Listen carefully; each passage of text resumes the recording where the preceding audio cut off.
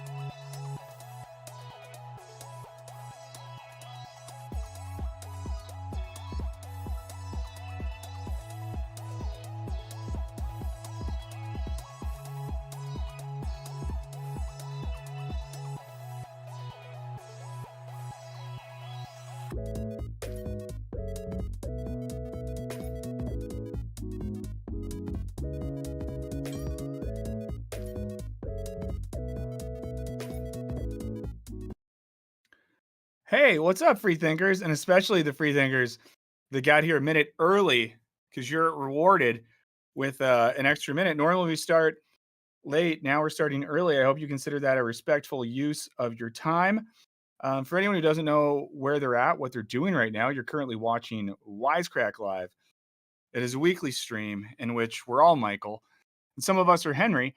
I'm Michael Burns, with producer Henry, broadcasting live from Wisecrack World Headquarters in Culver City, California.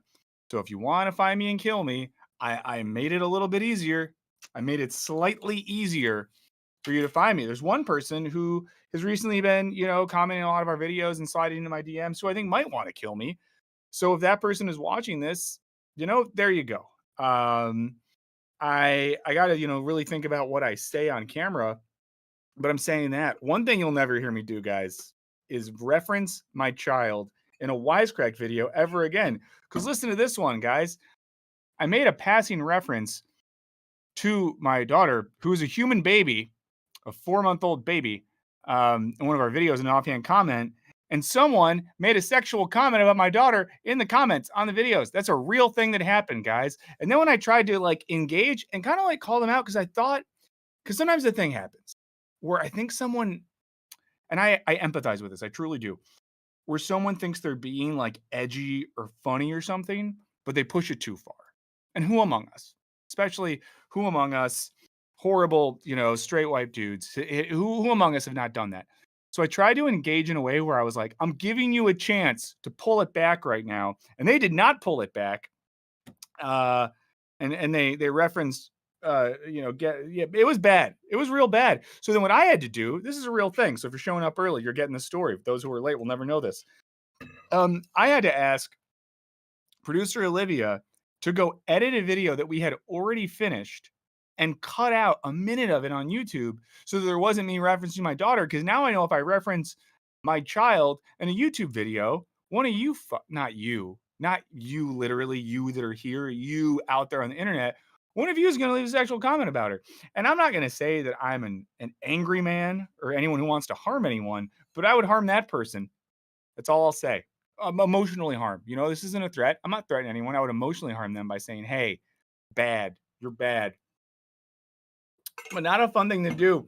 And now I just can't, I can't say anything. So there you go. But nice to see everyone in the chat. Glad that you're here. I know none of you would ever be that person, which is great. What's going on?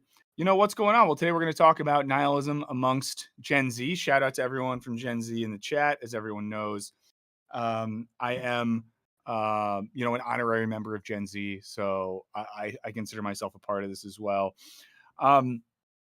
Logan's right. I got that dad energy. I think I always had it. I've always had the energy of a dad living in a suburb 27 miles outside of Chicago, but there you go. What up, party people, says Sean Grafton. Hello, Michael. Hello, Hector. Hello, Outright Tiny. Whoa. Damn, Outright sorry Tiny. to hear, Outright Tiny. Yeah, I got fired out of nowhere just for having to move to a different team. Guys, work's crazy. Um, Also, I think in the office I'm in right now, I just heard someone joking about how they're gonna like fire someone soon. It's like, what are we doing here, guys? Okay, I shouldn't have said that. Yeah, the Zillennial check-in. Let's go.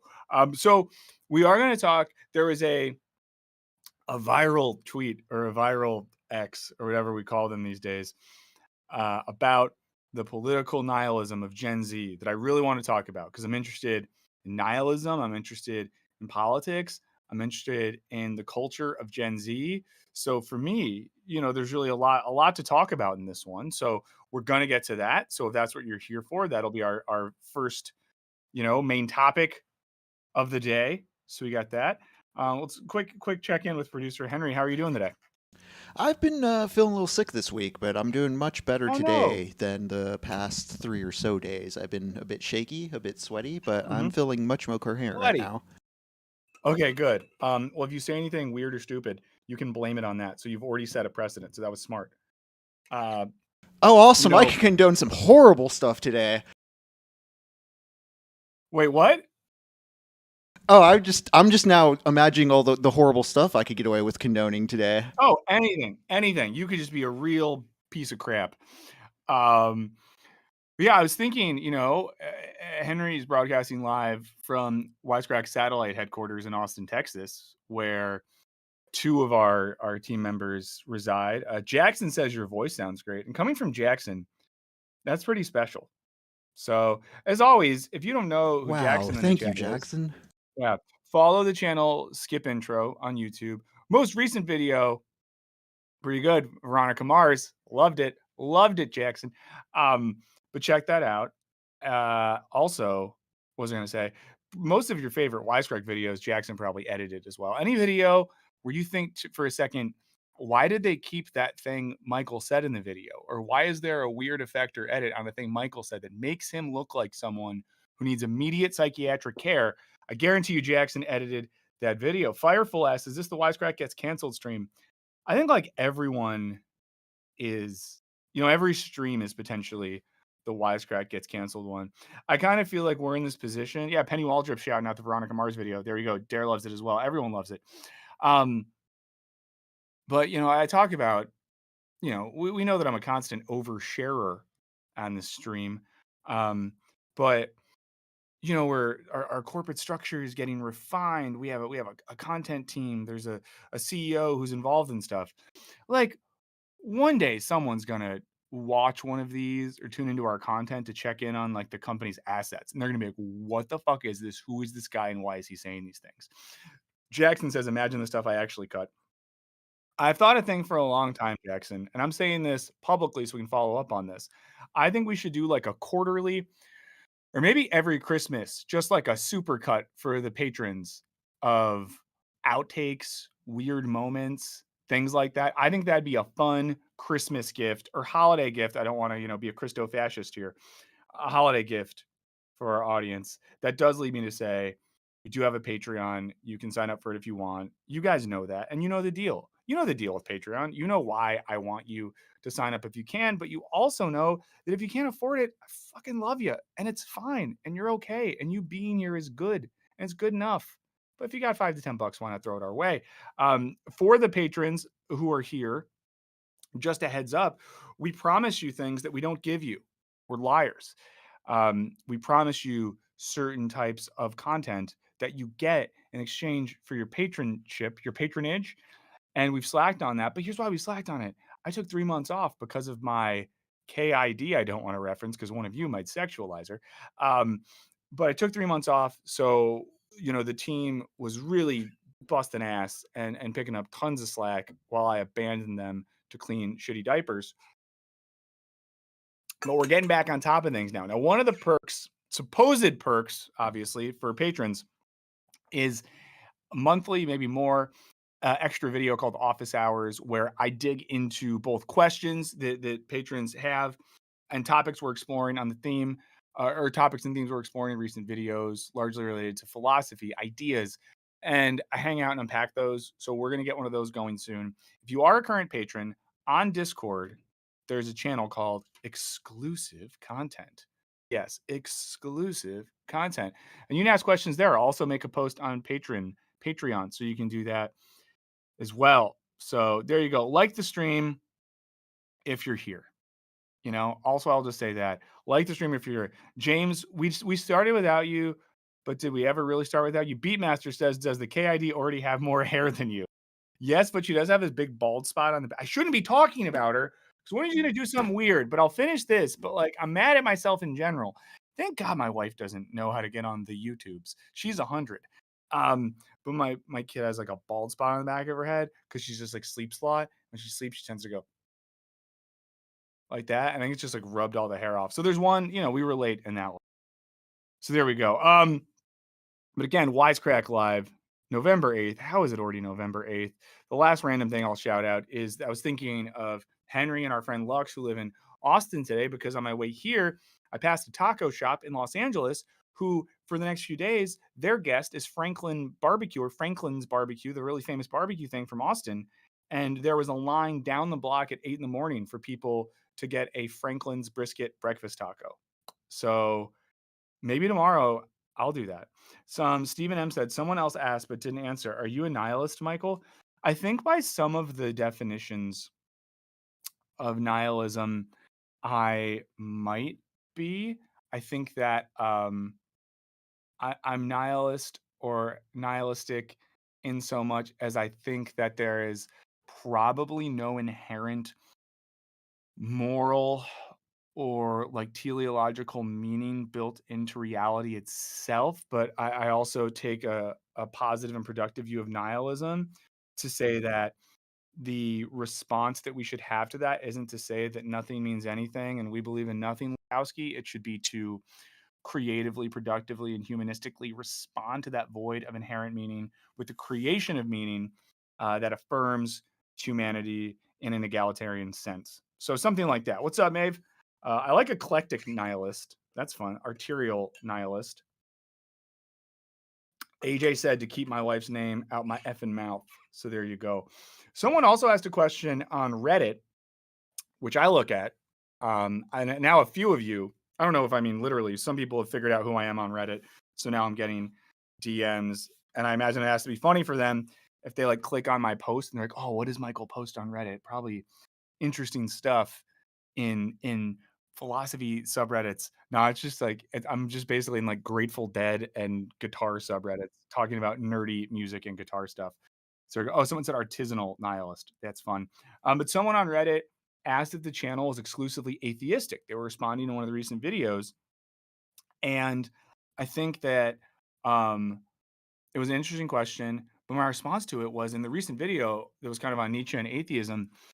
The point there was to say that Nietzsche's critique of religion is equally a critique of a certain type of atheist. So it definitely wasn't trying to say like atheism is like good and we're radical atheists or anything like that. I have a lot of, I guess, intellectual empathy for certain theological positions. I am very skeptical of the politicization of theological thinking that creates things like fascism and ethno-nationalism. Jackson made a point: to be progressive is to be hopeful and not nihilistic. You believe things can be better. Yeah, and I think that like sometimes, and we'll get into the today's topic in a sec, but I think sometimes, you know, we can be nihilist towards. How do I explain this? Like being nihilistic towards something like, let's say, the American government or economy isn't to say that nothing means anything. It's to say that a system that purports to be meaningful is actually vapid and empty. So we can take a critical nihilistic lens to analyzing a system that's sort of an emperor has no clothes situation. But that's not to say that we think meaning or value is impossible, but it's to say that certain systems that purport to even possess or create those meanings are empty lies. But there's a lot here. Let's look at some comments from the last videos. I think it's from the politeness video. I'll pull these up. The first one, right, is hard coded gaming, Henry. Awesome. So let's look at some comments. If you want to see yourself featured on the comment section, leave a comment on a Wisecrack video. That's a good comment. Leave a good comment. Someone brought up pessimism in the chat. Yeah, when I think of pessimism, it's that more of a vibe of like everything sucks. It's not going to get better anyways. Yada yada. Please like the stream if you haven't already. It means a lot to us. So hard coded gaming says politeness, like tolerance, is an agreement, not a virtue. Interesting. Is an agreement, not a virtue. So like a sort of social contract thing. Interesting responses to the politeness video as well. I actually mentioned to our colleague, my friend and yours, Michael Luxembourg, on a work call this morning that I didn't even fully agree with the politeness video because I do have that Midwestern dad energy of someone that's from 27 miles outside of the city of Chicago who thinks it's nice to be polite. The next comment from Gababy1 says, remember in Bong Joon-ho's Parasite? Oh boy, do I remember in Bong Joon-ho's Parasite the line, not rich, but still nice. Nice because she's rich reveals the inextricable nature of manners from wealth. Yeah. I mean, what's up, Andrew? Yeah, I mean, the interesting thing about manners and wealth and politeness, and I was thinking about this rewatching the prestige drama Gilmore Girls recently, is there's so much. Oh, what's up, Nikita? Glad you made it. There's so much of an emphasis on politeness and manners and the performativity of class in certain settings where people's actual ideological beliefs and the material actions that accompany those beliefs can be very dark and impolite, but there's a formal politeness that's necessary. You see this sometimes in politicians who are well dressed and are John's right. Midwesterners get in a car and they become psychopaths. But, politicians who are well dressed, they say the right things, they pray, their hair is combed a nice way, they have pretty little families. Jackson gets it, but they then believe things that are pretty anti-human and horrible and cruel. And sometimes, for example, and we're seeing some of this these days, people might protest or express dissent or anger towards systems of power, and their very legitimate concerns might be dismissed because of a purported lack of politeness, right? So it's like if you're polite, you're allowed to like do a fascism or whatever. But if you are fighting for justice, fighting against oppression, and you do it in a tone that doesn't work for others, then you are rude and bad. Shout to Rashida Tlaib. Okay, so let's look at the next one. It says, gotta admit it, I did smash that like button after being informed it was worth a prayer. Thank you, my child. My long-term goal is to be a sort of digital-only priest that's running my own religion. So that's kind of it getting started. Black Man Dragon said it took me a year to get through Gilmore Girls, but it was worth it. Yeah, I like that. The game clown said bench. I think you meant to say Shapiro, making insane ideas sound rational and polite. But maybe you meant Ben Shabino. Maybe there's another guy named Ben Shabino. Here's another comment. This is from Game Odd. It says, I think Nietzsche's words that most resonate with me are about being poets of our own lives. I love that. So many people equate Nietzsche's work with pessimist cynicism associated with nihilism, and his philosophy tends to be much more inspiring. To not live empty lives when faced with religious or idealistic failings or absences, but to embrace the beauty in life's most mundane aspects. I think that's totally true. That's totally true. I did do a jazz fascism. Like, I think that, this is one of my new things too. So many problems happening right now are because people aren't like reading the books and stuff like that. Ben Shabino, Ben Shapipi, Ben Shapoop, but like the stream. Important to know, if you've never read Nietzsche, you might have this preconceived notion of him as angry, nihilist, critical, whatever. But his whole gist is that systems in the world, whether they be philosophical or religious systems, they tell you they're meaningful, but they're not. And they tell you they're going to make your life meaningful, but they don't. They can actually turn you against your very humanity. What he wants you to do, and like this wonderful commenter points out, is become a poet in your own life by making your life a creative work, by affirming your humanity, by affirming your own desire. Like, an easy example to think of when contrasting Nietzsche's perspective with, let's say, the church or the state, at least in America, is for a long time and still in many places and communities in America, if you turned like 14 and you were like, oh fuck, I'm gay. That's what's up. And then you go say to people in your community, what's up? I'm gay. They might be like, oh, that's bad. You need to actually, that's bad. You need to negate that part of you. That part of you is bad, and we cannot affirm that part of you. Love the sin or hate the sin. So you got to change that part of you, and then it leads someone to feel like, oh no, this part of me, this desire that I have, which seems like it's not bad, is bad. So now I'm negating that thing. Well, that's pretty nihilist, right? A system of belief that tells you to negate a part of yourself that you feel like is a desire that's affirmative of your own identity. A more Nietzschean perspective is like, oh no, like affirm that in you, which is fundamentally representative of your own desire and your own humanity. You know, be a poet of your own life, embrace your sexual desires in that sort of way. So sure someone in the comments is going to say something crazy, but whatever. Let's see. Someone said, were you wearing a brown shirt and a red baseball cap when you made the vid? I don't. Oh, I get it. I think I get it. I get what you're saying there. That took me a second. um Someone said Ben Shabinos was at an Oxford thing debating Israel and Palestine recently. That could be fun to watch, actually, if you're worried that you have too many neural connections in your brain and you want some of them to be severed so that you get dumber. I recommend watching that. I'm kidding. I'm kidding. He's great. He's great. Lucas Kane says, best advice I ever got was to treat your life and work as an art. Came from my boss at a pizza place. I hope it was Papa John. Next comment from the awesomeness 2850. Yes, it is. Oh yeah, this is from last week's stream. The fact that I've spent more time with my coworkers than my own family is really... Guys, think about that. Really think about it. That in our lives, and I don't want to be a bummer, but we're all going to die. And while I hope there's something for you after this, there's probably not. I'm not saying that for sure. I'm just saying there's probably not anything after this. But when you die and you look back on your deathbed, it's like you will have spent significantly more time with a bunch of people that aren't your family or friends that you have to be in because you're all exchanging your labor for a tiny bit of capital. You will have spent more time with those people than your family and friends. You will have spent more time on your arbitrary work than you will have spent doing things for yourself that bring you joy. And that's crazy.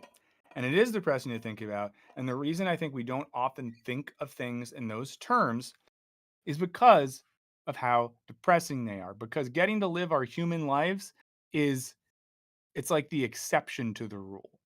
Most of our life is not made up of embracing our own humanity collectively and individually and with people we want to be with, expressing ourselves how we want to, and exploring the things we want to explore. Most of our lives are spent in service of, often publicly traded companies that do things that are truly meaningless for the earning of points on markets that play by rules that are as coherent as the rules of a game made up by a blindfolded 3-year-old.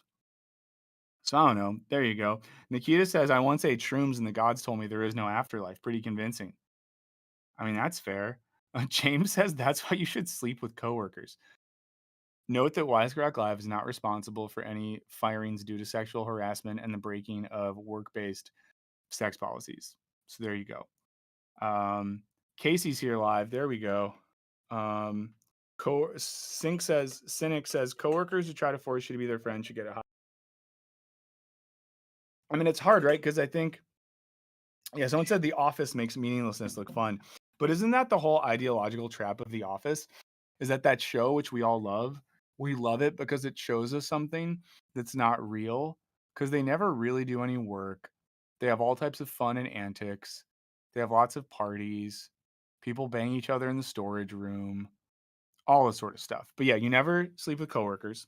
1, never sleep with someone that works at a bar or a restaurant you frequent. 2, never sleep with or date a barista from your favorite local coffee shop. 3, those are rules that, like, you just never break those rules, ever. If you are someone in this chat who has ended up falling in love and having a successful relationship with a coworker, bartender, waiter, waitress, or a barista, please let us know in the chat and tell us the story. Ugh, okay. Nobody says I once took shrooms and it only affirmed my existing view of the world.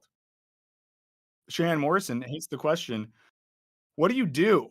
Because like what I do encompasses so much and so many things. I would love to talk about it, but yeah, I think we still haven't. Thanks, Peter, for popping in to lick the stream. I don't think we've figured out a good alternative to the what do you do question yet. Someone said I married my favorite Batista. Wow, Doltron the Destroyer is married to Dave Batista. That's amazing. That's amazing. I think there's one more comment. Oh no, a couple more comments. Let's look at these real quick. This is from Rico Pina. This reminds me of the student loan argument. There's a large contingent of people who believe that just because their life was hard, the future people should have to go through what they did. I want life to be easier and more sustainable for everyone. Solar punk utopia, let's go. Listen, I agree. I agree. And you know what, TJ? Sometimes you got to break the rules to know the rules. But I ruined my favorite bar in grad school. I'll tell you where it was. I don't know if it still exists. Maybe someone can Google it and see if this place still exists. It was called Art Bar in Dundee, Scotland. Art, just ART bar. And I convinced myself that I fell in love with a person who worked there. And we went on a few dates. And then they dumped me in a Scottish accent. Where if you're gonna get dumped by someone with a Scottish accent. It makes it a little bit better. I'll be 100% honest. It made it a little bit better. Um, when she was just like, "I'm not ready for a relationship." I did that bad. I'm sorry for anyone who's really Scottish here. But at least I'm honoring your culture. And then, even though that person dumped me, I was like, "Oh, it's cool. I can go to this bar and hang out." But it wasn't the same. I ruined the bar.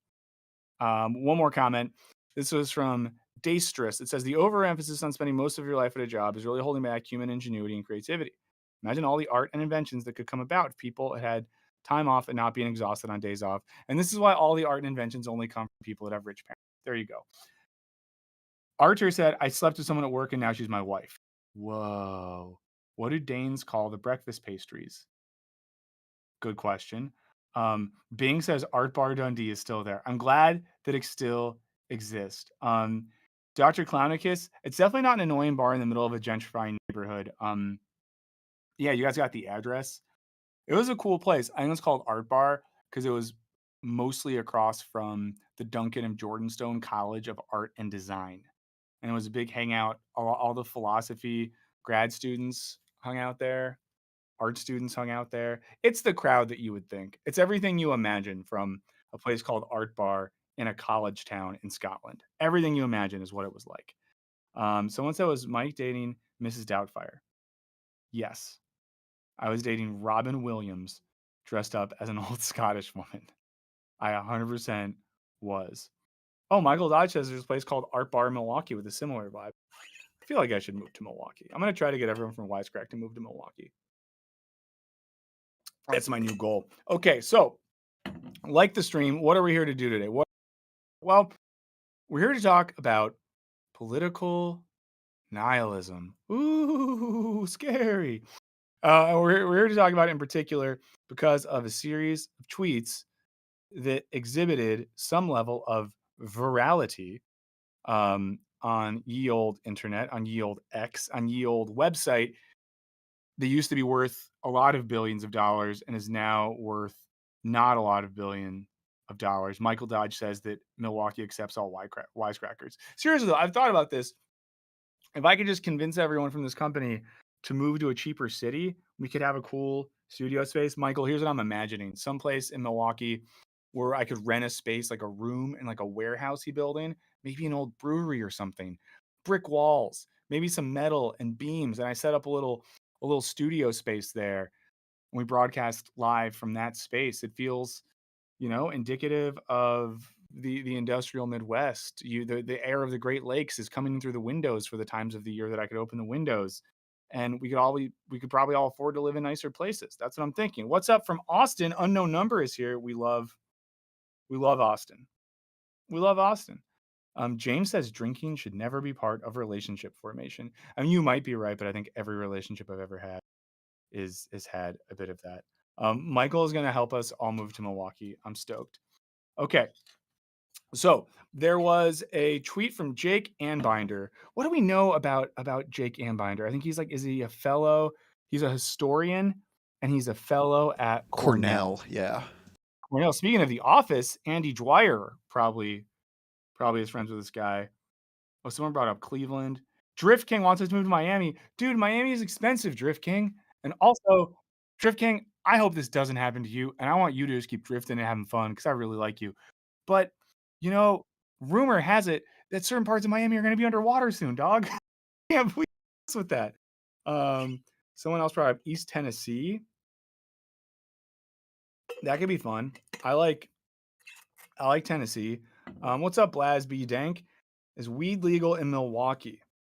Yeah, no, someone said no one drinks more than Wisconsinites, and that's like true. That's really, really true. That's objectively true. Wisconsinites drink more than anyone in the country. There's facts about it. Wasn't that like social drinking or like outdoor like drinking? I remembered seeing a comparative study talking about how like people in the Northeast drink in similar numbers, but in private. Maybe it is that, yeah, but that's kind of more sad. The Oh yeah, Midwesterners yeah, drink if definitely. they're like on the porch or whatever, or near a lake or something. So there you go. Hey, what's up from Ecuador, Sebastian Bendon? Nice to see you. And Christopher, glad you can be here while doing dishes. Okay, my name is not my name says. These people are trying to get you to move to terrible places. We'll figure it out. Someone said, have you ever ridden a motorcycle? I've ridden like a scooter, but not a motorcycle. And I know that you look at me and you think, this is a guy who rides a motorcycle. This is a guy who's probably been in multiple biker games. Okay, so Jake Anbinder, a historian. He looks relatively young from his picture, but I don't know how old he is. He's at Cornell, which some would call a lesser Ivy. Someone said, can you smoke weed in Wisconsin? I don't know, you just drive to Illinois. I imagine now that weed's legal in Illinois, and I'm sure Michael Dodge or I think we have some other Wisconsinites in the chat. I imagine you could just drive to Illinois once a month and stack up. That's what you were into. Brian Mata in the chat's pointing out in El Paso, you can drive right over to New Mexico and do the same as well. And yeah, Whoa. I've lived that experience. Amazing. And El Paso, there's a good song about El Paso, so there you go. Okay, so Jake Anbinder does this tweet. Before we get into this, it's 10:30. This is Wisecrack Live. I'm Michael Burns, I'm with producer Henry. We've been warming up, we've been fluffing things, we've been getting it ready to rock. And now we're getting to our main topic today. We're talking about political nihilism amongst Gen Z, according to a Cornell fellow and historian. Thanks for tuning in. Please click bells, like, comments, massage, rub, click, lick, whatever you want to do to like the stream, like the channel, watch the videos. It means a lot as always. If you want to be a member on our YouTube page, you can. It gives you a green username. You get access to emotes. If you're a member right now, show them what you got. Use those emotes to make everyone be like, ooh, look at you. You got emotes. You got the Discord server. It's a fun way to support. If you want to buy memberships for other people, that makes you dun, dun, dun, dun, Lord of the Chat. What do you get when you're Lord of the Chat? Honor, respect, privilege, and the ability to commit horrific atrocities justified by God. Also, you know, we got a Patreon. You can check it out, but you know the deal. Quick announcement. Might be streaming more, guys. Might be streaming more. You heard it here first. Don't quote me on any of this. Here's the thing we're thinking about. Let me know in the chat what you think. We're going to get to the topic. What do you guys think about Monday morning stream? Mondays, like 9 a.m. Pacific time. We start the week together. We have a case of the Mondays together. We jump on. We're hanging out on stream. Maybe some guests are there. Henry might be there. Maybe Lux is there. Maybe my friends Amanda and Olivia are there. Maybe people you've never even met before are there. And the whole point of the stream is we're just getting ready for the week, guys. We're just getting ready for the week together. So let me know what you think about that. Also, let me know what you think about this. The return of the patron exclusive hang stream. We used to do these. We stopped doing them. Because can I be honest, guys? Like a year and a half ago, like 8 people worked for this company. And now like 4 people work here full time. And now if you've noticed, we make the same amount of stuff. It's crazy. The economy, things of that nature. But we might be bringing back that as well. So especially for patrons, here's what that would look like. Monday morning stream, we get into it. We attack the week together. Wednesday, we dig into deep topics. And then Friday, the exclusive Velvet Rope bottle service patron hang. It might all be happening. But let me know what you think about that. So there we go. And someone said, I smoke every Monday morning. Let's do it. Yeah, stream for the stoners. Okay. A lot of weed talk in the chat today, guys. A lot of people I are just hope, very happy about what went down in Ohio. yeah. Shouts to Ohio. You know, I'm born of an Ohioan. My mother is an Ohioan, but I want to talk about my mother because then you guys might say sick shit about her too. Okay, she's an old woman, guys. She's old.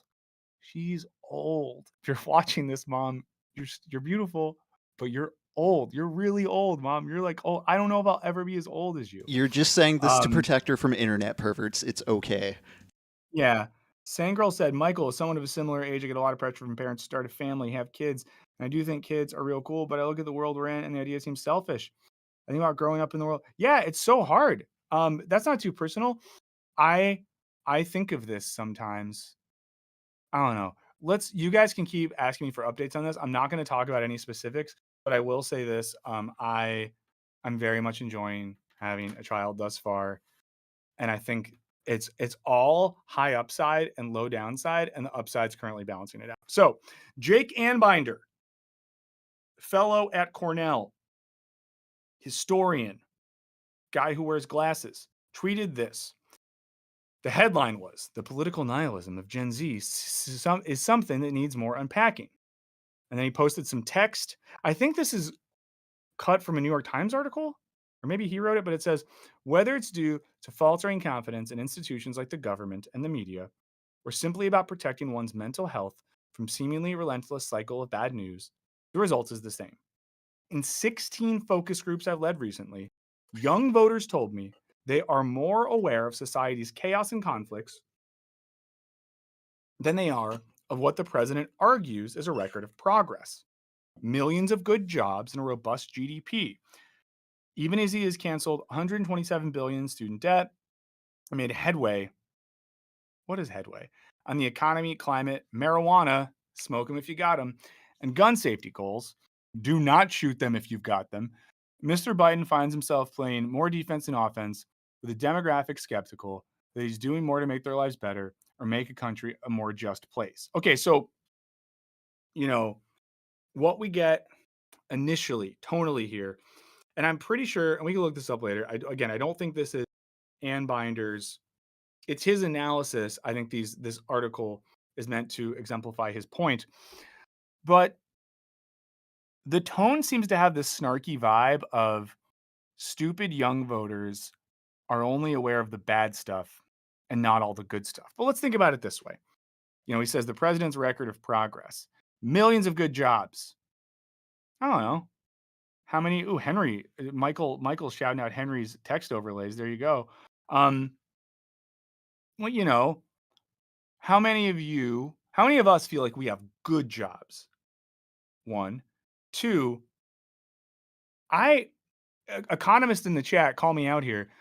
I'm skeptical of the idea that a robust GDP is an accurate indicator of the quality of the lives of everyday people. I'm very skeptical of that as an indicator.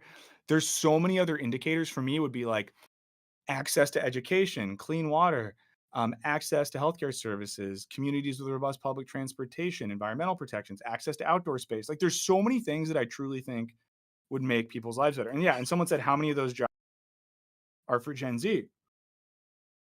What's the Next thing. Go ahead. I'm just like, what's the labor participation rate right now? We talk about unemployment all the Yeah. time, but always leave out like labor participation, what it is, how it relates, and what it means for the economy. Yeah. Someone said, I'm a landlord. Is that a job? Christopher, I don't hate on landlords with the fervor that some others do. It's not a job. You have an asset that you make money off of. It's not a job. Good for you. I mean that genuinely. Good for you, but it's not a job. Says he's canceled 127 billion in student debt. Let me know if any of you. Let's do a sample size. Let us know if you've had your student debt canceled. Alex said really good book on becoming a parent is Infinitely Full by Tom Wyman. Definitely. We made a video on the channel that Tom Wyman wrote that's about having kids. The thumbnail is like a baby on a burning planet. And Tom also came on our old podcast, Culture Binge, and talked for a while. So, we got some Wyman on the channel. Tom also helps write a lot of Wisecrack videos. So shouts to Tom Wyman. If you've never read his work or his books, buy them, download them, go to his house and say, good job, mate. But don't do that part. But either way, like the tone we have here initially from slide 1 is that it seems like it's throwing some shade at Gen Z folks who are skeptical of Biden and who maybe don't want to vote for him the next time. It seems like there's no debt canceled yet. I can't keep up with the whole chat. And I do know one factor. That number includes debt canceled from people that went to openly exploitative for-profit universities. So I think the number isn't as reflective as they want it to be of the Under actual effects. under the save plan, I'm not paying anything right now, but I don't believe that means I don't have to. It just means I can forbear for a bit longer. Yeah. I need someone to help me figure out if I should switch to the save plan because I was going to, but then I've read some horror stories that people switch to save and they pay more. And I'm just so afraid of doing anything and fucking myself over. Like, it's like I almost want to pay some student loan financial advisor to explain it to me. If you're smart about this stuff, hit me up. I'll send you money for a 6 or a 12 pack if you help me out.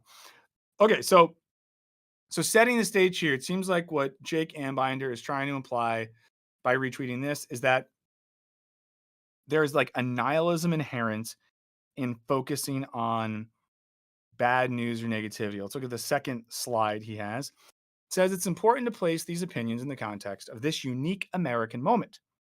If you spend enough time with young people, you will most likely hear them espouse what I call the modern trickle-down effect theory. Okay, I spend time with young people. I feel like I know a lot of you are on the younger side of things. Someone said I refuse to pay. I wish we like all had the balls to do that. I wish we all had the balls to just stop paying our student debt. That would be so sick. Um, okay, Jacob, I will check out that calendar. Thank you Until I so applied. much. Oh, I was just saying, until I applied for save, yeah, I hadn't been paying. I simply couldn't. Mm-hmm. Yeah, the save program will raise your cost. It'll offer the lowest monthly sum. Yeah, I don't know. Someone said, why don't people pay on principal instead of buying Gucci bags? There's an upsurge of the luxury goods market. I don't know, man. Like, we're all gonna die anyways. So might as well have a Gucci bag. That kind of relates as well to this question. The thing we talked about before. We have this one life, and we might spend most of it with our coworkers and not with those whom we love. I respect the tenacity of individuals who, finish college and save and pay down their debt and all this sort of stuff. But I'm going to paint you a dark picture. Let's say there's a guy. Let's say his name is like Schmeichel. And let's say Schmeichel finishes college and he has a lot of debt. And Schmeichel says, for my 20s, I'm going to hammer it down. I'm going to live cheaply. I'm not going to go out as much as my friends. I'm not going to go to concerts. I'm going to eat rice and beans at home. I'll occasionally let myself get a Chipotle or something. Also, Schmeichel's gonna have gnarly poops if he just eats Chipotle and rice and beans. And Schmeichel takes a job he doesn't like because it makes the most money. He saves as much as possible. He pays down his debt on his 30th birthday. And he's like, great, now I'm gonna enter my 30s debt free. And he's thinking that he walks out of his house, he's listening to a podcast, he steps off the curb and bam! Gets hit by a bus and he's fucking dead. This would be my worry. If that happens to Schmeichel, like he gave 10 years of his life, or Michael Mearns, gives a decade of his life to paying down this debt, and then he gets hit by a fucking bus. That's my worry. You might be saying right now, that is naive, that's childish, that's the thinking of someone with barely treated severe ADHD, and you'd be right in all of these cases. But it's a worry that I have, okay? But R.I.P. Schmeichel, guys. Schmeichel was a real one. We love him. Okay. Matthew, don't get hit by a bus, dog. Matthew, I want you to, and to be honest, guys, like I'm not truly saying we should all be really stupid, but I think there's ways to balance it. Like my balance, to be honest, has been that I'm on an income-based plan. and I've always paid my precise minimum, and I've never paid more. I've never worked harder to pay down interest because I just don't want to do that because I'm banking on either the government and the economy collapsing so hard that the debt goes away, or eventually we get a based president who takes care of it. Okay, so it says it's important to place these opinions into the context of this unique American moment, like the stream. If you spend enough time with young people, yeah, you'll hear what they call trickle down effect theory.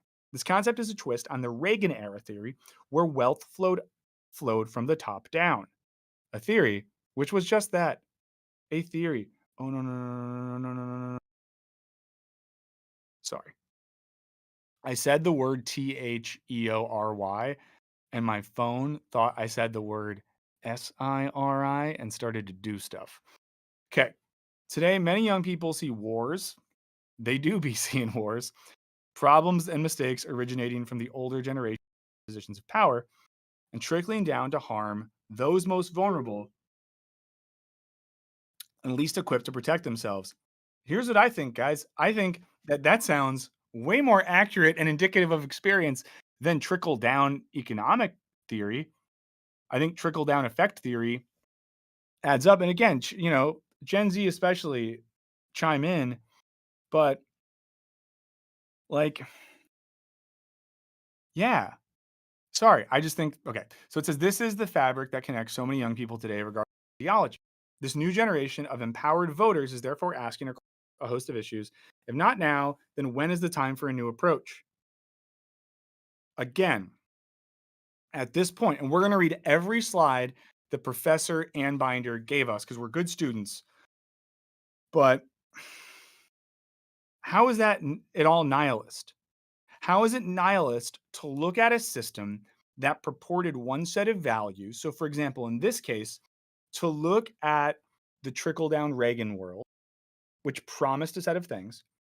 How is it nihilist to look at that, think critically and openly about it, analyze it such that we see that it's a hollow ideology, then look at material and economic conditions in our own time and our own life, and notice trends like things getting worse for us and decisions made from the top making life worse? Again, not nihilist, describing reality in a critical way, and then asking, if not now, then when is time for a new approach? To me, that's not nihilistic at all. Son Harris says Michael became a dad now, and all he does is spell. Fuck. Um, that's the comment of the day thus far. If you want to try to beat Hassan Harris, feel free, but I don't think you'll do it. Amazing. I want to get that printed out. But again, at this point, I don't see anything that is indicative of nihilism. Well, and let's see. I think the tweet goes on. Why is it not showing me the thing? Oh no, I think Henry, you put it in the thing. Sorry, 1 second, Yeah, guys. are I'm you going looking to. for? I can pull up the whole Is thread. it the one that starts from whether it's due to faltering? Is that the next one? Whether it's due to faltering confidence? I don't have that one. Give me just a moment. Sorry, guys. Just making sure. I'm pretty sure.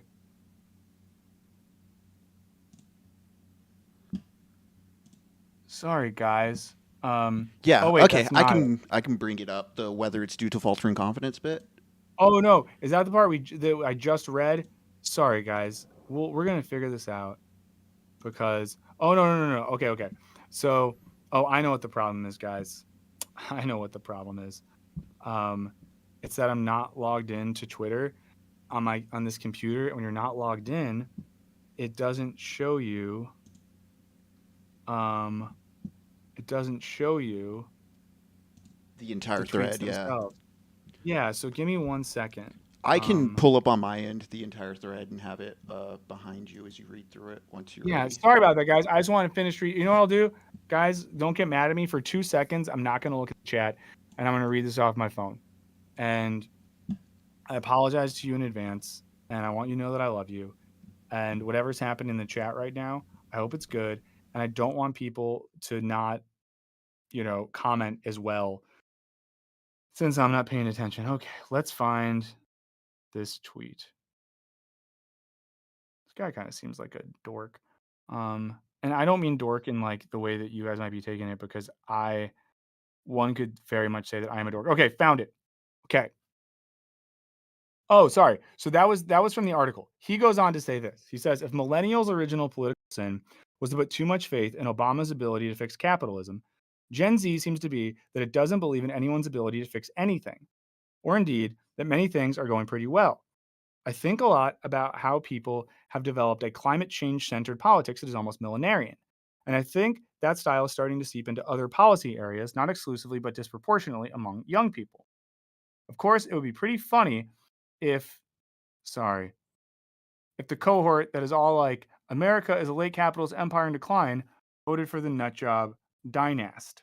Oh, because people might vote for the Kennedy guy. Okay, so that's all of his comments on there. I'm coming back to the chat now. Hopefully, oh, it says there's 419 here. Someone else comes, so there's 420. Okay, so let's look at, and I think we have some of these then in the chat. So I think the first thing I want to look at, Henry, is the one that's his response. So okay, so our boy Jake Anbinder, and Jake, if you're in the chat, what up, dog? Our boy, someone just said ASL. I love it. Our boy Jake Anbinder then responded by retweeting his own thread. And he said, if you're going to reply to this thread with some version of, dude, it's obvious why a generation faced with X and Y would develop political behavior Z, please save your effort. It's not. In my mind, this is how Jake talks. In a comparative and historical sense, obvious at all. Your incuriosity is mind numbing. I don't really get that. I'm not engaging questions. You're the incurious one. Yeah. Because I mean, so let's, what is being said, and I'm going to take this person seriously, right? Because they're a Cornell historian. Cornell, it's a lesser Ivy, but it's an Ivy nonetheless. And it seems like he is attempting to say, or attempting to offer a critique of Gen Z on the basis of the fact that they are skeptical. They're skeptical of the idea that the very people in positions of power that have created the conditions in which we currently live are the same people capable of fixing the problems they have created. Did that make sense? I think You can let me know in the chat. But that's, that's what I'm seeing here. And to me, that doesn't seem, to me, that seems incurious. To me, that kind of seems mind-numbingly obtuse to act as if criticizing a system that has failed certain people, and in that criticism, explore and imply the idea that maybe we need another system or run that system to fix it. To me, that doesn't seem at all nihilistic. Yeah, Zoe in the chat said, is it skepticism or just realistic? So nihilism to me would be this. Nihilism would be if the response from Gen Z was, I don't like the president, everything sucks, I'm just going to make TikToks with the fam until climate change kills us all. That might be nihilist. Or you know what another form of nihilism would be? A form of nihilism would be to say, well, everything sucks and things just are what they are. So I'm just going to like vote for things that benefit me and hope that my life isn't that bad. Like that's pretty nihilist, to embrace that system with the knowledge that things probably won't get better. Instead, what seems to be happening is that, at least via that one survey, that members of Gen Z are rejecting the dichotomous political options presented to them by a political and media system that has created the very problems that are making their lives bad. That's what I'm seeing here. I'm catching up with the chat. Maeve made Michael Dodge king of the chat. I haven't seen all Michael's comments, but I think there we go. Let's see. Yeah, William says, is this just an example of someone being like, those young whippersnappers don't understand? But he doesn't look that old.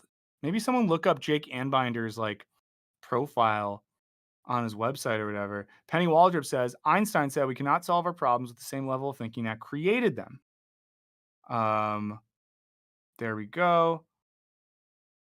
It Yeah. just So I'm speaks to just, me of like just being bitter that the system and structure that has yielded you results clearly hasn't done that uniformly or in a way that's effectively served everyone, and you're just sort of ignoring everyone who's been left out of that. yeah. Well, and I think as well, like, and again, anyone who's Gen Z, definitely check in and let us know what you're thinking. Um, Doltron, the story brought up ranked choice voting. Pronounceable name is late. Hello. Hello. Um, Michael Dodge is reminding you to lick the stream. So you gotta lick it before we kick it. Um, I almost just sang a part of another song that involves licking. I stopped myself because it would be too obscene. If you think you know the song that I wanted to sing, title of the song and the artist, let me know in the chat. And if you're right, you can be an honorary lord of the chat, even without getting membership. So, what song that involves licking that I want to start singing or rapping and pulled myself back from? Let me know in the chat. So, no one's gotten it yet. So let's see.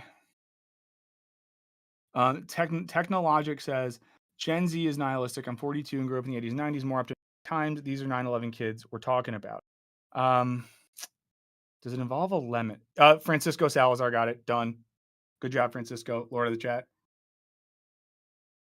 But and then you wonder, like, okay, so let's look at this. There's some responses people gave um, to Professor Jake Anbinder here. The first one is from Arnie Ness. Arnie Ness said, to equate radicalism with political nihilism says far more about the Klarman Fellow than it does about Gen Z. I think Klarman Fellow because he's like the Klarman Fellow at Cornell. Um, guys, Francisco already got it. It was My Neck, My Back. So there you go. What a song. What a song.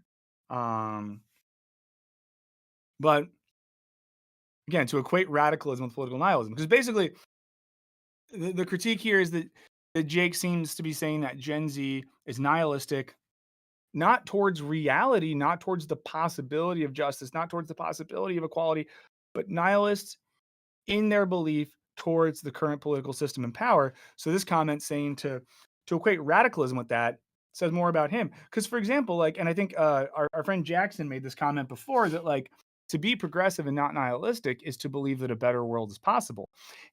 It seems like the Gen Z rejection of the current system is precisely because of a belief that a better world is possible and there has to be something better out there. Go ahead, Henry. Sorry for talking. Oh, no, yeah. Anecdotally too, the things he lists as like Biden positives, just it's not stuff I hear people talking about. Honestly, the thing I hear most parents talking about right now is they're concerned about literacy and literacy education, Mm-hmm. or that kind of like immediate material stuff. I don't think they're worried about student debt or war, aside from the fact that it's costing money and taking away focus from other things. Yeah. Yeah. Someone in the chat said, oh, yeah. Matthew Rotere said, denying capitalism seems nihilistic because capitalism seems to absorb all. Yes. Here's the thing, right? Denying God, right? Saying God doesn't exist seems nihilistic when all possible horizons of meaning and existence a deity called God. However, it doesn't seem nihilist to not believe in God when we're willing to acknowledge the possibility of meaning and belief and purpose outside of the theological structure. In the same way, to deny the goodness of capitalism, and I'm just rephrasing Rotere's comment, which is really good. To deny or reject capitalism seems nihilist because most individuals do not have the ability or the political imagination to think outside of capitalism. And let me myself there. I don't even think the problem is individuals. It's that people live in a world where there is no other visible horizon. I'm not going to believe in a second moon if I can't see that moon, you know? So I don't, but I do begrudge a Klarman fellow at Cornell. I do begrudge a professor of history that should know better. For Yeah, that sake. speaking of historical popular nihilism in U.S. culture, Maeve S. Callahan says, "As a Gen Xer, I find it offensive that Gen Z is co-opting nihilism. That was our thing, LOL." Yeah. Well, if anything, that's right. I think Gen X Yeah, is super nihilistic. I remember I was a big fan as a teenager of like black metal. Like I found a lot of it on the internet in the early days, but like that was a Mhm. huge nihilistic movement from like the 90s in Europe. Like I don't think Yeah. this is a new thing. I mean, what was grunge? Yeah. And someone brought up Mark Fisher. Like, dude, listen to Nirvana and Alice in Chains and Soundgarden. Like, the mood was not even like, Gen X mid 90s rap. Like, listen to the first Wu Tang album. Super, by certain metrics and justified metrics, nihilistic and Yeah, critical. Tupac was Um, hated by people who thought he was doing nothing but like destroying everything. hmm Yeah. Oh yeah, people are now bringing up metal bands. Emperor was the big Oh, one as far as letting the chat know what I listened to. hell yeah. Pronounceable name says, aren't all teens nihilistic? It's weird though, because then sometimes teens are like the most optimistic in their ability to hope. Let's look at this comment from Dan Walden. From his picture, Dan just looks like a normal guy. Anbinder. Um, Dan Walden's response to this tweet said, "This doesn't seem like political nihilism at all. It seems like a very realistic assessment of what constitutes normal politics in America, and a conviction that things must change in a radical way if we are to actually make headway on our political problems." Like, what a, the Dan Walden response, what a clear and non aggressive and well reasoned response to that thing, It's a realistic assessment of what constitutes normal politics in America and a conviction that things must change in a radical way for to actually make headway on our political problems. That seems super fair. Chris Maverick enters the chat. All gonna go downhill from here. Things are gonna go downhill from here. We might need Chris Maverick back on the stream to talk soon after I get like really depressed and weird after I make myself go see the Marvels. Um, We'll talk about that in a second. But thanks for being here, guys. And it's 11 on the dot, at least in our time, my time. But it's at least an even number of time wherever you are. Let's just say what we're doing again. It's Wisecrack Live. Michael Burns here with producer Henry. Today, our main topic is riffing off this tweet from Jake Anbinder accusing Gen Z of being political nihilist, and we're just looking into it. So we're looking at some responses to that tweet now. If you're just tuning in, please do like the stream. It helps us a lot. Even if you don't actively like the stream, as long as you don't actively hate it, just click the thumb. It helps us. Okay, it helps us. I can't, it does. And jump in the chat too. Chris Maverick, I also want to see. I want to see Priscilla. Yeah. I want to see. Oh, what's the movie about the German woman that maybe or maybe doesn't kill her husband? Fuck. Someone in the chat will know. But that movie looks really good too. William Prince said, "Isn't nihilism the young brain becoming conscious to a world stage that is absurd and irrational?" I think so, William Prince. I mean, I get what you're saying right there. Yeah. Um, it's hard to, because think about it this way as well. Riffing off William Prince's super chat here. If you grow up, think about like the experience for Gen Z and young people in general. Just some guy says, honestly, Gen Z are political optimists. I believe that because you know who's like out in the streets protesting, you know who's doing the most to try to make the world better, you know who has the most visceral anger because they want the world to be better and it's not. Fucking Gen Z, guys. Come on, let's go. Anatomy of a Fall. Yep, that's Henry's absolutely right. But to go back to the super chat question, a lot of us I think have this experience. And I want to know if you guys had this, let us know that you grow up and you live in a system where it's like, oh, the world is good. The world makes sense. Mom and dad are good. Teachers are good.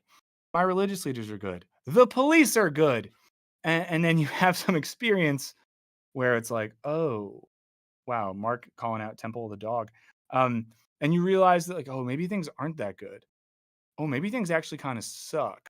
And Technologic 21 has brought up 9/11 a few times, but I think like I know 9/11 for me was a weird time where in watching the response to 9/11, it was a little bit of the light bulb turns on of like, oh, so America's using this as a political opportunity to do a coup that will kill a bunch of innocent civilians for no other reason than the desire to acquire power in a region that has oil. Oh, it's not about like justice or anything else. It's just about that. And that's a wild, experience to have to sort of see the world in that way. But now we live in a world where we know that that would never happen, where America or any other supposed democracy would never use a terror attack as I'm going to stop. You guys probably knew where I was going with that, but I'm going to stop so that I have, say it with me, plausible deniability. Let's look at the next tweet. This is from William B. Fuckley. You guys get it? This is it's a really clever username. Um, Notice that oh, go ahead. Actually, I am curious if people really know William F. Buckley much outside of like the super brain-wormed hobbyists. Fuck, I aged myself. Andrew gifted 5 memberships. Dun, dun, dun, dun. Lord of the chat. That's awesome. Thank you so much for doing that. Tim Friday. I was in high school then too. So, oh yeah. William F. Buckley was a guy, famous conservative intellectual who went on TV a lot and would talk on the television. So there you go. But William B. Fuckley said, noticed that when you suggest that people's cynicism might be rooted in anything other than a totally rational and accurate understanding of the world, they get incredibly defensive. The performative cynic's skin is paper thin. So like William B. Fuckley, Dead Card 13 says, I too want to be Lord of the Chat. So dun, dun, dun, dun, co-Lord of the Chat. I want to get a trumpet and learn how to play dun, dun, dun, dun, so everyone, and I can do that. And people in our office, and now there's like more people that actually work in this place, they would hear the trumpet and be really upset. So then you would know that every time you did that you would be actively pissing off a bunch of working people. So guys, help me parse out William B. Fuckley's response. Because I think what he's saying is that cynicism might be rooted in something else. And I think William B. I love his username, but I don't think I like his take. And listen, guys, because I hear both sides. You guys are out here like, oh, you only consider these one opinions. I don't want to know what you think. I want objective analysis. I want to watch YouTube videos where the person presenting them doesn't have a soul and they don't have any beliefs and opinions. I want them to read me Wikipedia articles and wink a couple times and then tell me about a direct-to-consumer product I can get with code Wisecrack. Well, that's not what we're doing. But William B. Fuckley seems to be saying that a lot of the like Gen Z nihilism or whatever, or those who are offended by this are being performatively cynical because their understanding of reality isn't rational and accurate. Putting on our devil's advocate hats, friends, Henry, everyone in the chat, old Greg, can you like parse any truth or something that seems reasonable out of the Fuckley opinion? I don't know. Something feels weird about the performative cynic's skin feels paper thin because I don't really think Anbinder's being like a performative cynic here. Or I guess I'm also wondering if Anbinder's supposed to be the performative cynic in the scenario. Mm-hmm. Yeah, I don't know. Let me, in the chat, just let us know. Okay, next one this is from Stylianos Karolitis. Sounds like a Greek name. Not to racially or ethnically profile people on the basis of their names, but sounds Greek. What's up, Gabrielle, Claudine, Wisecrack member? Good to see you. Is Noel Fielding been like canceled? He's anything bad or stupid? I just feel like most edgy comedians as they get older become reactionary. So hopefully Noel Fielding is not. Although doesn't he's just on the baking show now, which you got to pay the rent somehow. The nobody thinks Wisecrack needs a live mule from Michael. stream. That'd be awesome. I love animals. So this response from Stylianos says, I will never own a house. I cannot afford to have kids. I have private health insurance that charges me hundreds of dollars every doctor visit. My student loans will never get paid off. My tax dollars pay for endless war and slaughter. My hometown might be underwater in 50 years. Okay. I mean, yeah. I mean, I think what Stylianos is capturing there is more like the emotional affect or the root of the anger or the response to some of this that people truly do feel like, you know, things will never get better. I do have one critique of this though. I don't know. Well, never mind. I'm not gonna say it. I'm not gonna be critical. Oh, I'm gonna be what is objective. it? Oh, I'm gonna be objective. Okay.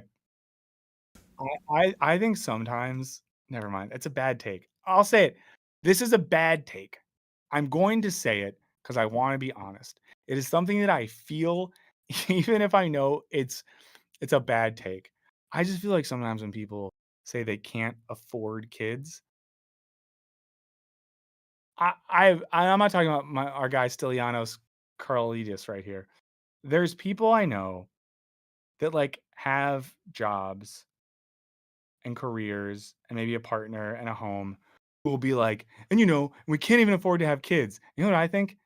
You just don't have a kid, so you're trying to make a fucking excuse. It's sort of like when Brad Pitt, I think when he was married to Angelina Jolie or Jennifer Aniston, he was like, "Oh, we're not gonna have kids until our gay friends can have kids legally. We're not gonna do it until then." And then of course it was like, "Oh no, you can totally adopt and get a kid if you're gay now and you can be married." It's like, well, we're not gonna have kids until um until Pikachu can have kids. I don't know, but I don't know. I just think that in some cases, there's some cases where you really can't afford to have a kid, but I just think sometimes people say that in a performative way. Okay, when they're really little, they're not that expensive. Just don't give them diapers. Leave them in the bathtub all day, and then you just hose them down a couple times. Child services. That was just a joke. Christopher Pierce coming in hard said, "My parents were homeless when they had me. No excuses." Um, but yeah, it's just one of those. It's a pet peeve of mine that I completely understand that there's a reasonable take there. Um, let's see. Um, okay.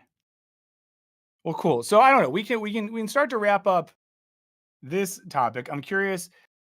The birth is expensive. You're right. Listen, I said it wasn't a good take, guys. Henry, what do you think? oh yeah. I'm honestly that went in a totally different direction than I was anticipating as far as like what part of his post you were having issues with. I feel too, like just on the note of cynicism, and I'm curious about the chat here. I feel I'm getting to an inflection point where a lot of like the debts or like social like the mental perception of like the burdens of certain debts and such are getting to a point where I'm like this doesn't matter in a way like nihilistically where I'm like whatever happens next. I feel like I mean, a phrase I constantly repeat is that like apocalypse is a structural thing. It happens to systems and societies, but individuals still like exist and persist through things like that. And I just feel like, I mean, a lot of people are waiting for like, some sort of collapse or something for the money to go away. But like, even the way current events are being covered in the news now, I just feel like there's a loss of control and it's chaotic and it's a bit scary. But I'm also like, Hmm. I don't know. I feel like I'm old enough to like not be scared because I'm just like, hell, I'm over 30. I'm gonna die at some point. Why would I be scared? Or why am I worrying so much about earning something for another person? I don't know. I Hmm. don't want to say I'm getting to like a radicalized point and I'm ready to like destroy the American government, but I just feel like this sort of nihilism is leading to a new kind of just not optimism, but like a recognition that we really do need to do something for each other. Yeah, that was really well put, guys. Not guys, just Henry. That was really well put. Um, damn, I like yeah. Sorry, I'm just very much agreeing with what you said there. Yeah. And let us know. Sorry, I'm curious. I was looking up Jake Anbinder to see if we can learn more about like what he's into. Um, I don't know. He looks like I'm not gonna. I don't want to be mean. Sometimes I feel like I can be like meaner to like well-off white dudes. I feel like I can take off the hate in my heart. I can take it out on people, but that just doesn't feel great. He has his PhD from Harvard though. That's pretty cool. Then he went to Yale. Oh, big boy. Big boy. Um, okay. Oh yeah, I'm not gonna be mean. But I'm gonna be honest with you guys. Sometimes I want to be mean. I have a that I think comes from a sort of like political anger or something where I just want to take it out on. But that's not good. But I'm admitting it. I'm not perfect, guys. I'm not perfect. I know you think I am, but I'm not. I definitely do some Christopher, like class stereotyping and have certain projections I assign when I read that someone's from Cornell. oh, definitely. And then you read that he went to Yale and then Harvard and now works at Cornell, and it's just like, yeah, you must really get the anger and political struggles of others. I think that's the thing too, though, right? Like, I think that we talk about empathy a good amount on this stream because we don't do politics, but we do empathy.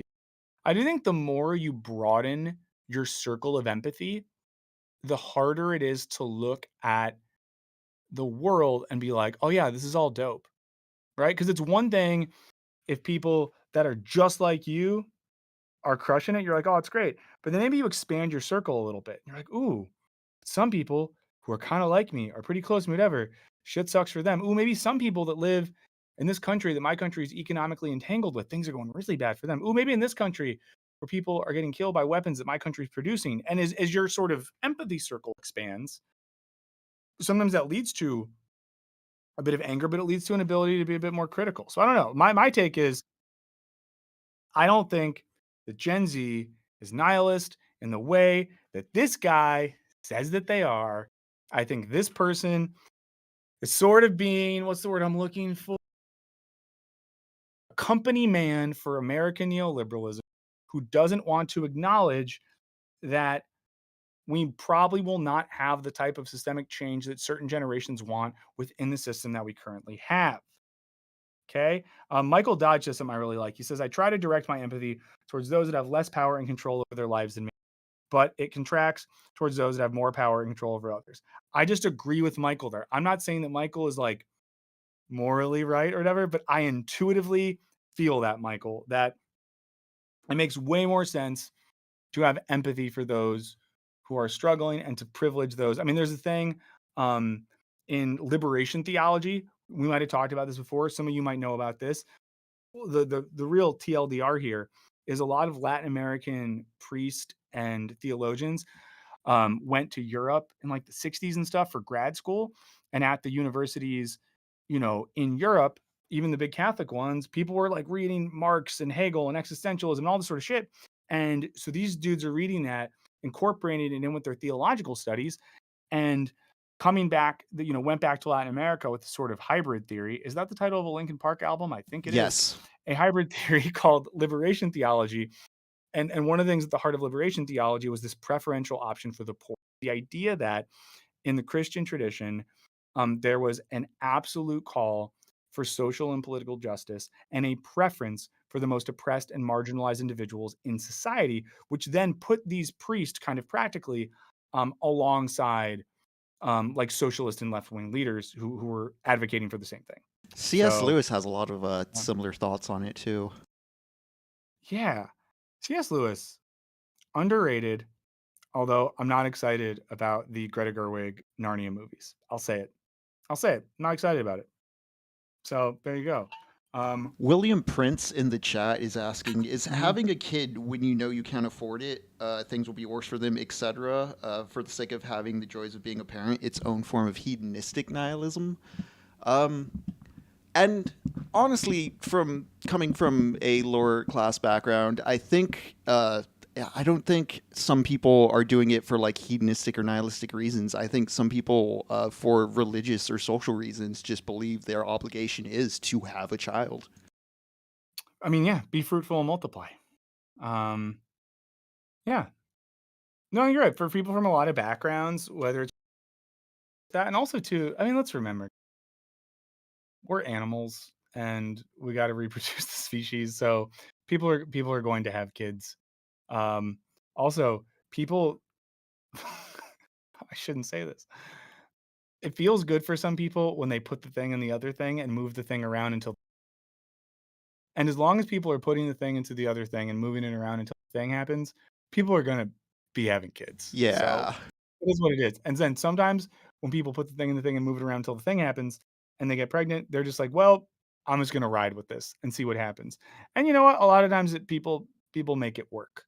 Sometimes people don't make it work, but often people make it work. Um, These are all someone said, arguments for a stronger social safety net. yeah. Someone says, what are even the joys of parenthood?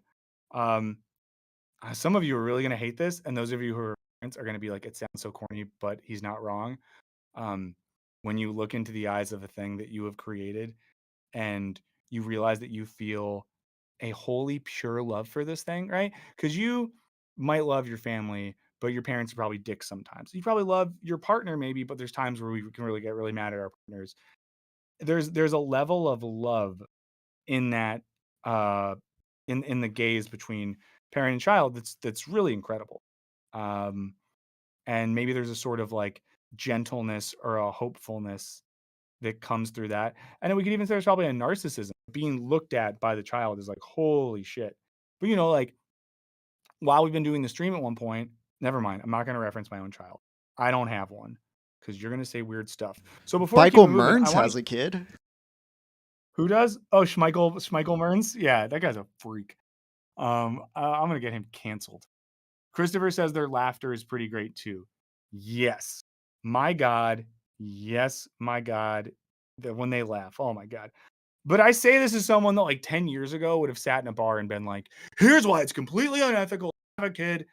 I would be at the art bar in Dundee, Scotland, telling you why it would be bad to have kids while looking to the side to see if the bartender looked at me. Now, our good friend, a friend of the stream, a friend of Wisecrack, a friend of Culture Binge, who's probably not watching live because they're in Australia, which is on upside down time. But our friend Aoife Hilton wrote an email and she needs your help. So I'm going to say, I guess that you could leave this in the chat and she could watch it after the fact, or you could leave this in like comments on the video, or you could write us at wisecracklive 666@gmail.com, and then I could pass this on to her. Here's what Aoife asks. She says, hi, Michael. This worked when I emailed Culture Binge asking for Pacific Northwest recommendations, so I've decided to commandeer your chat once again, asking for travel recs. And I know what some of you are thinking. Why would I ever help an Australian? She's one of the good ones. So Aoife says, I'm trekking across Europe, Spain, France, Netherlands, Germany, Austria, Italy, Greece, Ireland, just going everywhere from the end of November this year to the end of January next year. And I'm wondering if any locals in the chat have recs for me. I'm looking for amazing food and drink, any festivals going on, anything I can insert my Irish Australian ass into. I may even be able to catch a stream live now that I'm not on Brisbane time. Have a great weekend, Aoife. So, if anyone is from Spain, France, Netherlands, Germany, Austria, Italy, Greece, or Ireland, our friend Aoife needs your help. Um, but yeah, I really like I think it's called like the Connemara. Are there any Irish folks here? Is it Connemara, the national in like the west of Ireland, like the national park? Very good green space, some good kayaking, nice stuff there. But help her out. We like her a lot. We want to help her, so we should help her. Let's see. Give me 1 second. Let's quickly look at this thing because I didn't really know about this until now. I'm pulling up. Let's pull up the article from The Verge on the NFT event. Um, so let's maybe, let's switch tones a little bit and talk about something serious and talk about something that affects all of us, which is getting our eyes burned out at an NFT party.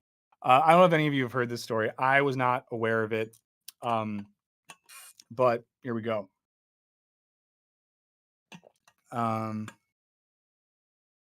Andrew Adams. Okay, Andrew said full permission to talk about his 4-month-old. Congrats, Andrew Adams. That's amazing. So you at least. Hey, like the stream. Thanks for being here. Wisecrack Live, wisecracklive.com, wisecracklive.net, geocities.com/wisecracklive. Find us on Friendster and MySpace. Okay. Um, so here's the article. Title is Bored Ape NFT Events. Imagine reading any of this 10 years ago. It would be incoherent.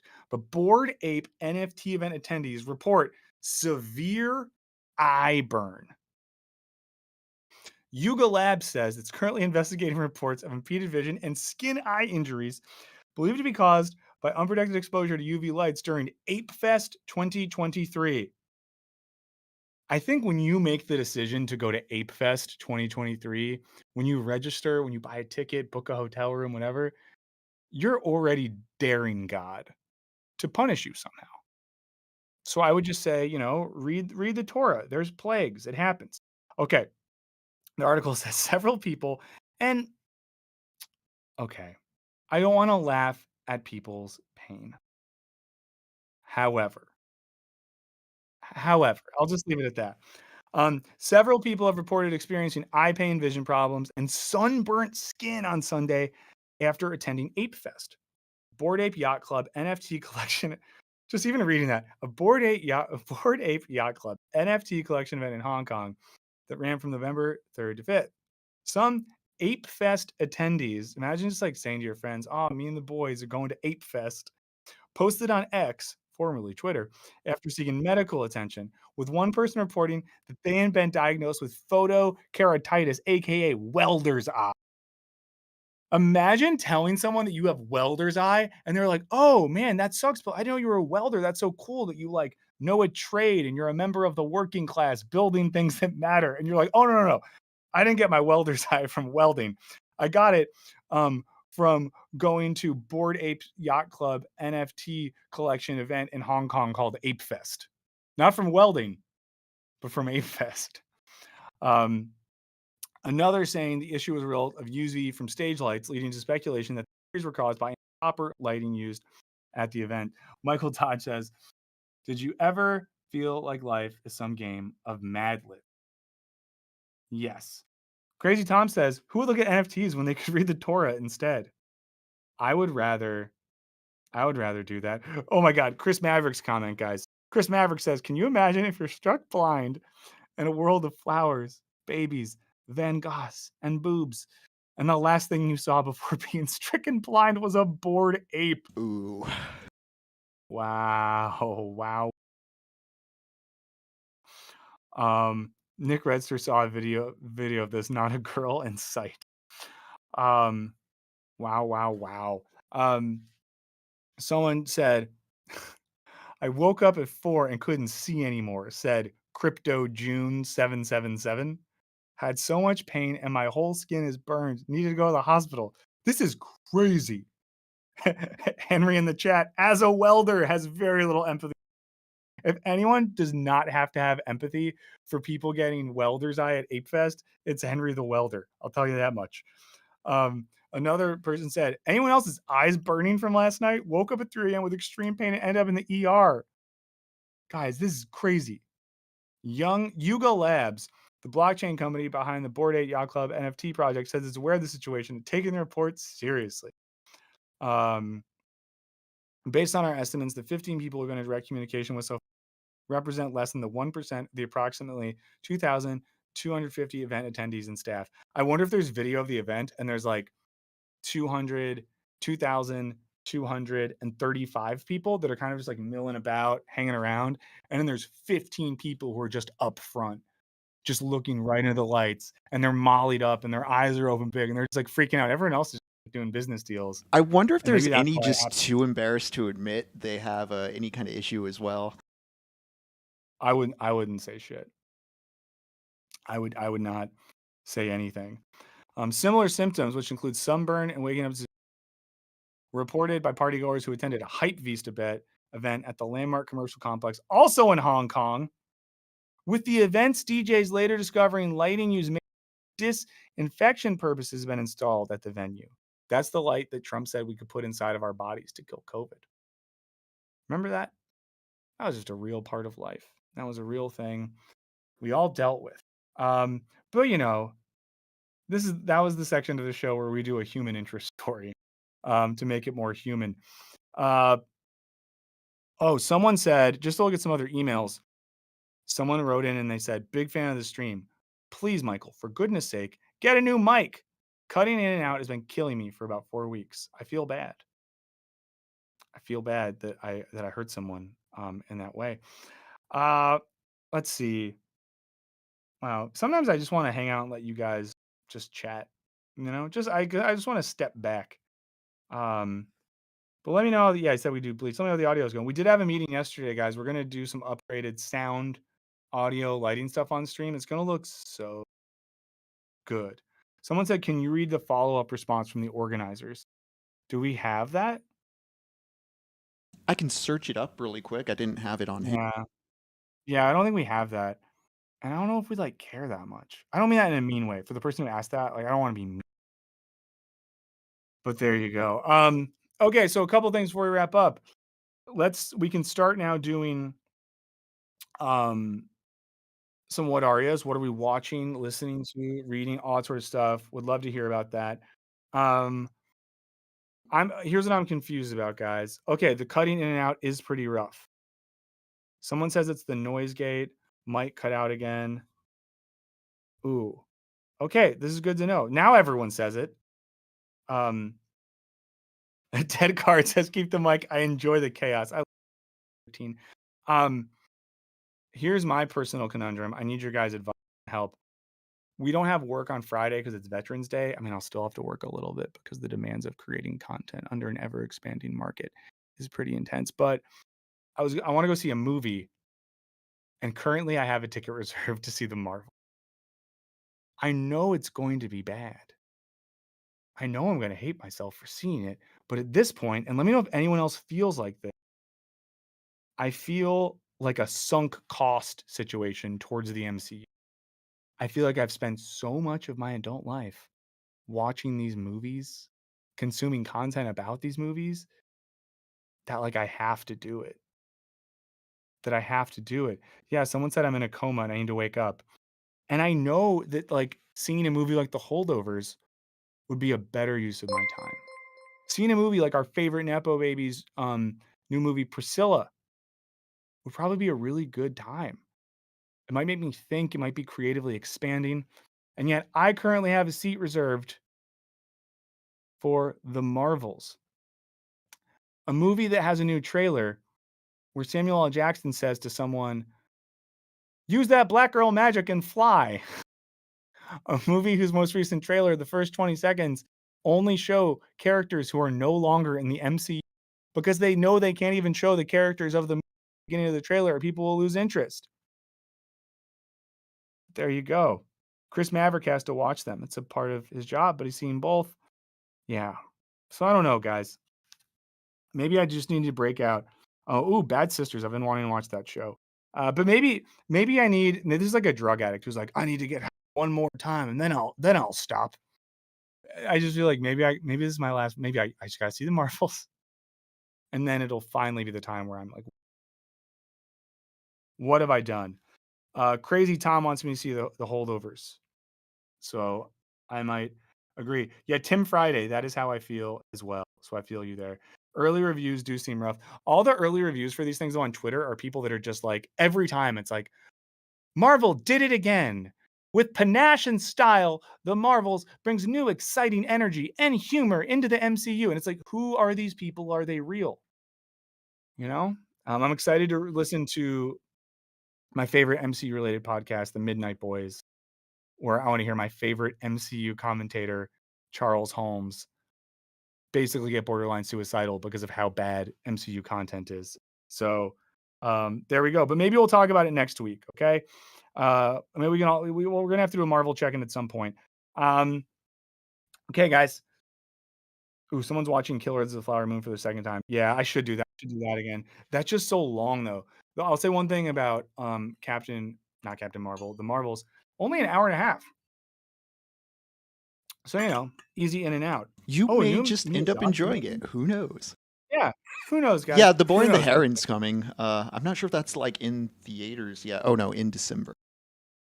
Yeah, James Buchanan gave the best advice. Watch the Marvels mindfully. Feel the suckiness every moment. Amazing.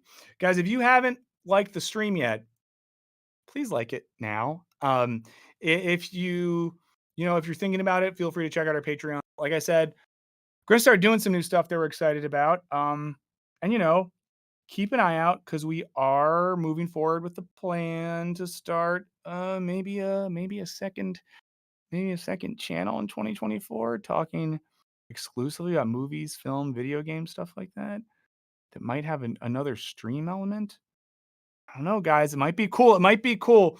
But like the stream, thank you for all of you for being here. Thank you to producer Henry as always for making this happen. Big things on the horizon, guys. Big things. Gen Z, we think if you're nihilist, it's in the best way possible. We're still on your team. Sorry, Jake from Cornell, who's the new Jake from State Farm. We're with Gen Z on this one. But Jake, we hope you have a great day. So signing off from Wisecrack Live on November 8th for Henry, for the whole team, and for America. I'm Michael Burns, and we'll see you next time. Have a great week, y'all. Bye.